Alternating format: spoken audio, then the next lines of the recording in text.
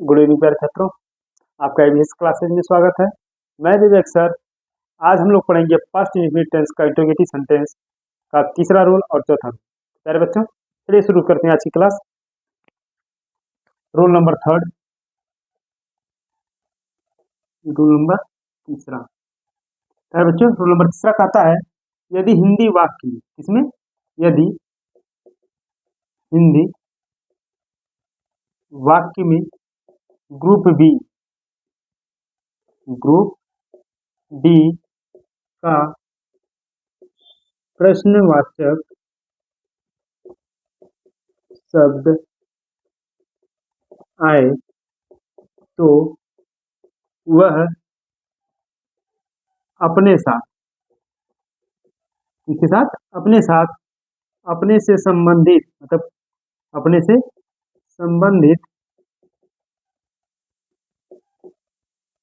संबंधित नाउन साथ लेकर के आता है, साथ लेकर आता है।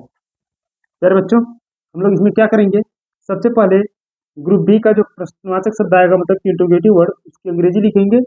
फिर रिलेटेड नाउन, यानी कि जो संबंधित नाउन साथ लेकर के आएगा उसकी अंग्रेजी लिखेंगे। फिर इसमें जब पास्ट इंडिफिनिट है तो जाहिर सी बात इसमें हेल्प वर्ब के रूप में हम लोग इसका प्रयोग करेंगे, डिड का। फिर लिखते हैं सब्जेक्ट को, फिर लिखेंगे सब्जेक्ट को। यदि हिंदी में नहीं शब्द आ गया तो हिंदी में नहीं शब्द के लिए अंग्रेजी में हम लोग नॉट लिखेंगे। फिर वर्ब का फर्स्ट फॉर्म, फिर ऑब्जेक्ट, फिर बाकी जो बचेगा उसको उतारेंगे, लास्ट में क्वेश्चन मार्क लगा देंगे, लास्ट में क्वेश्चन मार्क लगा देंगे। प्यारे बच्चों, इसका एग्जांपल देख लिया जाए, पहले एक बार और इसको समझ लिया जाए फिर एग्जांपल देखा जाता है। बोले हैं, यदि हिंदी वाक्य में ग्रुप बी का, अब ग्रुप बी आप पूछेंगे क्या है। प्यारे बच्चों, अब मेरे वीडियो में नीचे देख लीजिएगा, उसमें पुराने वीडियो में एक इंट्रोगेटिव वर्ड्स होगा जिसमें हम group A, group B, group C में बांट के रखे हुए हैं, उसी के अनुसार हम पढ़ा रहे हैं, तो उसमें देख लीजिएगा। तो ग्रुप बी का प्रश्नवाचक शब्द उसमें लिखा गया है। तो फिर अब ध्यान देते हैं, ग्रुप बी का यदि प्रश्नवाचक शब्द आएगा तो वह अपने साथ, अपने से संबंधित क्या लेकर के आएगा, नाउन लेकर के आता है। तो हम सबसे पहले क्या लिखते हैं, इंट्रोगेटिव वर्ड, फिर रिलेटेड नाउन, फिर हेल्पिंग वर्ब डिड, फिर सब्जेक्ट लिखेंगे। फिर यदि हिंदी में नहीं दिया तो नॉट लिखेंगे, वरना छोड़ देंगे। वर्ब का first form, object, etc., last में क्वेश्चन मार्क लगा देंगे। प्यारे बच्चों, देखते हैं, कितने लड़के कक्षा में नहीं आए, क्वेश्चन मार्क। प्यारे बच्चों, इसमें हम लोग देखेंगे ग्रुप बी का प्रश्नवाचक शब्द यहाँ पे आया है कितने, और कितने से रिलेटेड क्या है यहाँ पे, लड़के। एक चीज और ध्यान देंगे, इसमें आने का काम कौन नहीं है भाई, लड़के नहीं है। ये सब्जेक्ट भी है आपका, रिलेटेड नाउन भी है। तो हम लोग लिखते हैं पहले इंट्रोगेटिव वर्ड। इंट्रोगेटिव वर्ड हो जाएगा आपका, लड़के को गिन सकते हैं, इसलिए यहाँ पे हो जाएगा हाउ मेनी। यदि यहाँ पे जो रिलेटेड नाउन इसको काउंट नहीं कर पाते लिखते तो हाउ मच हो जाएगा, हाउ मेनी। रिलेटेड नाउन क्या है, बॉयज हो जाएगा। फिर लिखेंगे डिड, क्योंकि मेरा सब्जेक्ट आ चुका है, यही बॉयज ही सब्जेक्ट है इसलिए पहले लग गया, दोबारा अब लगाएंगे नहीं। नॉट दिया है, सॉरी नहीं शब्द आया तो नॉट लगाएंगे, डिड नॉट। वर्ब का फर्स्ट फॉर्म, आने का, कम इन द क्लास, लास्ट में question mark, come in the class. ठीक है प्यारे बच्चों, अगला एग्जांपल देखते हैं।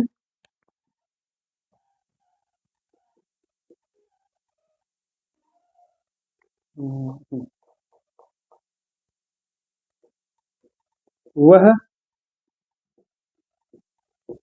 बच्चा, यह बच्चा कितना दूध पिया, वह बच्चा कितना दूध पिया। ध्यान देंगे, इसमें मेरा आया कितना इंट्रोगेटिव वर्ड के रूप में, इससे रिलेटेड नाउन क्या आ गया, दूध। तो हम लोग लिखे पहले कितना का अंग्रेजी, इसका हो जाएगा हाउ मच। हाउ मच क्या होगा, क्योंकि हम दूध को काउंट नहीं कर पाएंगे, इसलिए हो गया हाउ मच। फिर लिखेंगे रिलेटेड नाउन, रिलेटेड नाउन हो गया। फिर लगाएंगे हेल्प वर्ब के रूप में डिड, दिया सब्जेक्ट कौन नहीं पिया, सॉरी कौन पिया, वह बच्चा, वह बच्चा के लिए लिखेंगे दैट बेबी लिखिए या तो दैट चाइल्ड लिखिए, दैट चाइल्ड। फिर आप लिखेंगे ऑब्जेक्ट दिया नहीं है, सॉरी नॉट हो गया, नॉट था नहीं छोड़ दिए, वर्ब मेरा सब्जेक्ट हो गया, फिर लिखेंगे अब वर्ब को फिर ऑब्जेक्ट को, वर्ब क्या हो जाएगा ड्रीम, ऑब्जेक्ट दिया नहीं छोड़ देंगे, लास्ट में क्या लगा देंगे क्वेश्चन मार्क। यार बच्चों उम्मीद है ये वाली समझ में आ गई होगी रूल। अब रूल नंबर हम लोग देखते हैं चौथा, रूल नंबर चौथा ध्यान देंगे यार बच्चों, कहता है यदि हिंदी वाक्य में ग्रुप सी का प्रश्नवाचक शब्द आए तो वह प्रश्नवाचक शब्द के साथ साथ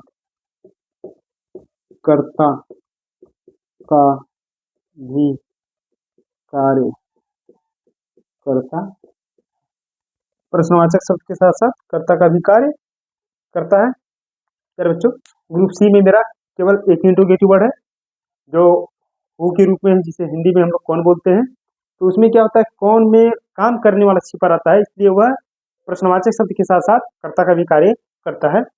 देखेंगे इसका दो टाइप से बनेगा, देख लेते हैं। पहला स्ट्रक्चर का आएगा अफर्मेटिव के तरीके से करेंगे हम लोग, दूसरा निगेटिव के तरीके से। पहला क्या कहता है, हम लोग सबसे पहले क्या लिखेंगे हु, फिर वर्ब का second form object etc, last में लगा देंगे क्वेश्चन मार्क। दूसरे वाले में क्या करेंगे हु लिखेंगे, फिर लिखेंगे डिड, फिर लिखेंगे नॉट, फिर वर्ब का first form object etc, last में क्वेश्चन मार्क। फिर बच्चों एक एक एग्जांपल देख लिया जाए हम लोग।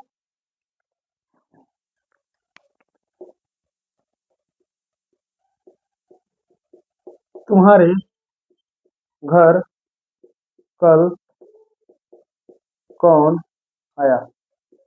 सर बच्चों इसमें मना नहीं किया जा रहा है, इसमें पूछा भी जा रहा है, कोई न कोई आने वाला है, मतलब आया था कोई न कोई, तो ये पूछा जा रहा है कि तुमसे कि तुम्हारे घर कल कौन आया। तो हम लोग सबसे पहले कौन आया है, यहाँ पे अफर्मेटिव भी दिख रहा है, नए शब्द का प्रयोग नहीं किया गया है, तो हम लोग अफर्मेटिव वाला रूल अपनाएंगे। सबसे पहले लिखेंगे हु हो गया, फिर लिखेंगे वर्ब का सेकेंड फॉर्म केम, केम ऑब्जेक्ट दिया नहीं है, ठीक है, फिर लिखेंगे टू योर हाउस, अब यहाँ पे दिया है कल, किसी के रूप में योर हाउस भी हो गया, अब कल के लिए हम लोग लिख देंगे एस्टरडे, लास्ट में लगा देंगे क्वेश्चन मार्क। चलो बच्चों दूसरा एग्जांपल देख लेते हैं हम लोग।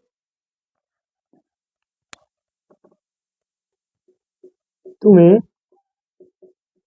कौन बुलाया था, तुम्हें कौन बुलाया था, तो हम लोग ध्यान देंगे। सबसे पहले यहाँ पे दिया है कौन, और ये आपका दिख रहा है तुम्हारे घर कल कौन आया था, तुम्हें कल कौन, तो सर बच्चों इसमें थोड़ा सा गलती हो गया है, तुम्हें कल कौन नहीं बुलाया, कौन नहीं बुलाया था, चलिए इसी को बना लेते हैं, तुम्हें कल कौन नहीं बुलाया था, हम लोग यहाँ पे लिखेंगे हु, फिर लिखेंगे डिड, फिर लिखेंगे नॉट, वर्ब का first form call, do not call you, last में क्वेश्चन मार्क। फिर बच्चों आज की क्लास थी यही, पास्ट इंडिफिनिट टेंस का, इंट्रोगेटिव सेंटेंस का जो तीसरा और चौथा रूल चुका था वही है, एक बार फिर से देख लेते हैं। रूल थर्ड कहता है यदि हिंदी वाक्य में ग्रुप बी का प्रश्नवाचक शब्द आए तो वह अपने साथ अपने से संबंधित नाउन साथ लेकर के आता है। क्या बच्चों अपने से संबंधित नाउन साथ लेकर के आता है, जाहिर सी बात है इंट्रोगेटिव वर्ड के जस्ट बगल में देगा, इंट्रोगेटिव वर्ड को लिखेंगे, फिर रिलेटेड नाउन मतलब संबंधित नाउन, फिर हेल्पिंग वर्ब डिड लगाएंगे, सब्जेक्ट को लिखेंगे, यदि हिंदी में नहीं शब्द है तो नॉट को लिखेंगे वरना छोड़ देंगे, वर्ब का first form object etc, last में क्वेश्चन मार्क। एग्जाम्पल कहता है, पहला एग्जाम्पल, कितने लड़के कक्षा में नहीं आए, कितने लड़के कक्षा में नहीं आए, यहाँ पे जो लड़के हैं लड़कियों को हम लोग काउंट कर सकते हैं, इसलिए कितने के लिए हम लोग लिख दिए हैं हाउ मेनी, फिर लिखेंगे बॉयज, फिर हेल्पिंग वर्ब के रूप में डिड, और फिर नहीं आया तो नॉट लग गया। यार बच्चों एक चीज देखेंगे, नहीं आए, कौन नहीं है भाई, लड़के, तो सब्जेक्ट भी यही है। एक बार इसको जब यहाँ पे लिख दिए तो दोबारा लिखने की हमको जरूरत नहीं है, फिर लिखेंगे कम इन द क्लास। दूसरा एग्जाम्पल देखते हैं। दूसरा एग्जाम्पल कह रहा है वह बच्चा कितना दूध पिया, कितना दूध पिया, तो यहाँ पे आ गया कितना, क्या चीज पिया भाई, दूध, तो यहाँ पे आपका इसके रूप में रिलेटेड नाउन के रूप में जस्ट इसके बगल में आता है।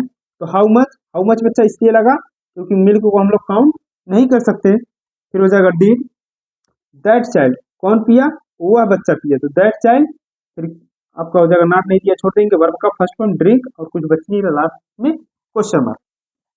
अगला रूल नंबर चौथा देखते हैं।